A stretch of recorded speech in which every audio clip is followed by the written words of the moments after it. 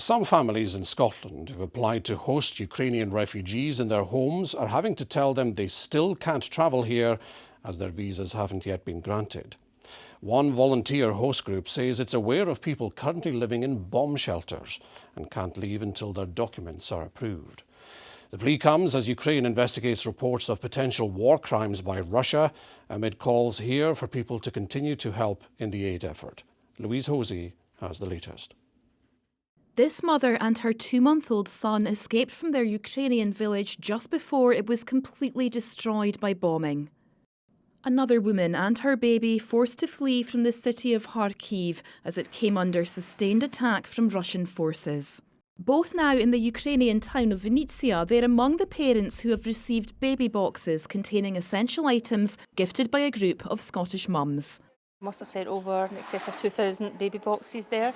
They've now got into several maternity hospitals in Ukraine, especially a neonatal hospital. Even this morning we've seen footage of a piper in Vinnytsia, basically piping in the town as a thank you for the support that they've given the town because they've not had any. Head down to Newcastle today, ferry overnight, then over to Poland. Radio presenter Jeff is also helping, taking a coachload of supplies for refugees to a village just outside Warsaw. Seen the news and people are desperate, and we've just pressed on, and now it's time to hit the road and get ourselves over to Poland. Nobody deserves to not have a home to go to or to be starving hungry, and this is just a small thing that we're doing that might help in a tiny wee way, and we're really pleased to be able to do it.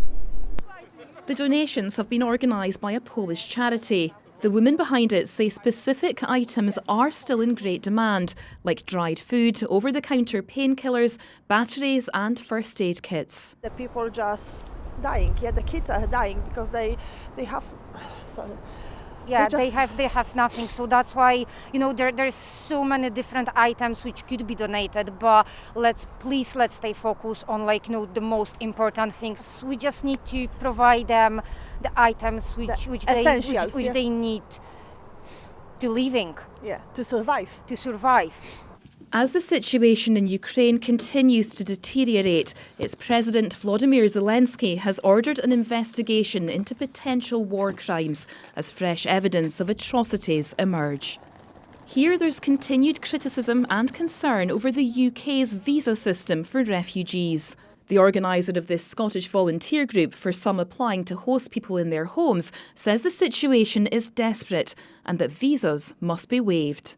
We've got a lot of situations where families are sitting in bomb shelters in Kyiv, can't leave the country until they know what stage their visa's at, and we are desperate to get these families out to safety. Remove the visa and get the families into safety, and then we can sort out the paperwork behind the scenes. Tonight, the UK government says it's moving as quickly as possible to ensure that those fleeing the country can find safety here. It says it's simplified its forms and has boosted caseworker numbers while ensuring vital security checks are carried out. Louise Hosey, STV News.